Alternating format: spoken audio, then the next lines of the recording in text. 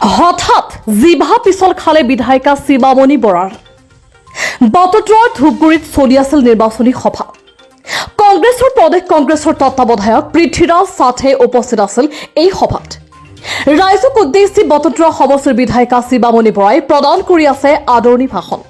ঠিক তেনে সময়তে জিভা পিছল খালে শিৱামণি বৰাৰ। কোনেও টলকিবই নোৱাৰিলে। তেওঁ অহা ২৬ তাৰিখে ৰাইজক EVMৰ বুটাম টিপি প্ৰদ্যুৎ বৰদলৈ পৰাজিত কৰাৰ বাবে আহ্বান বিধায়িকাগৰাকীৰ। News desk report Suhana live.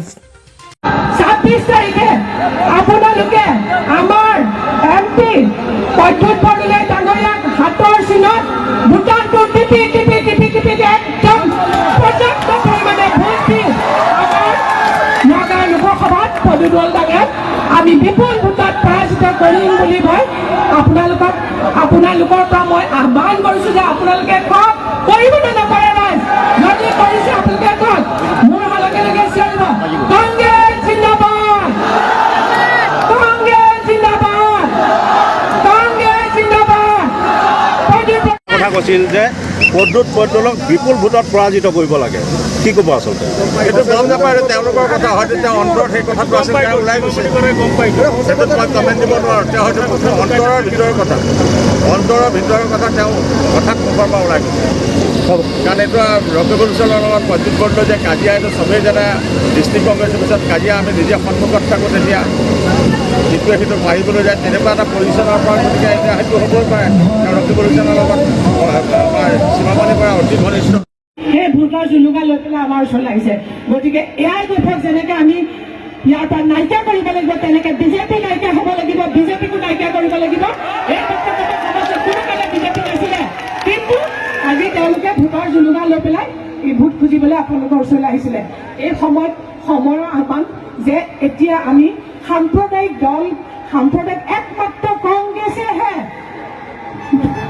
একমাত্ৰ কংগ্ৰেছ দলেহে গণতন্ত্ৰ ৰক্ষা কৰি, সংবিধান ৰক্ষা কৰি চলে। আমি সংবিধানক সন্মান কৰোঁ, একমাত্ৰ কংগ্ৰেছ দলেহে সুৰক্ষা দিব পাৰিব।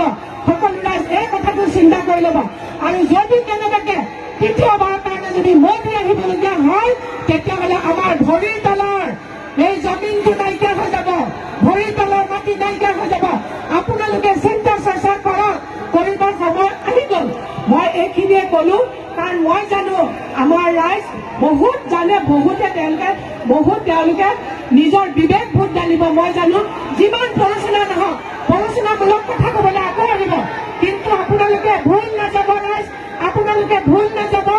২৬ তাৰিখে আপোনালোকে আমাৰ MP প্ৰদ্যুৎ বৰদলৈ ডাঙৰীয়াক হাতৰ চিনত বুটামটো টিপি একদম পৰ্যাপ্ত পৰিমাণে ভোট দি আমাৰ নগাঁও লোকসভাত প্ৰদ্যুৎ বৰদলৈক আমি বিপুল ভোটত পৰাজিত কৰিম বুলি মই আপোনালোকৰ পৰা মই আহ্বান কৰিছোঁ যে আপোনালোকে কওক কৰিব নে নকৰে।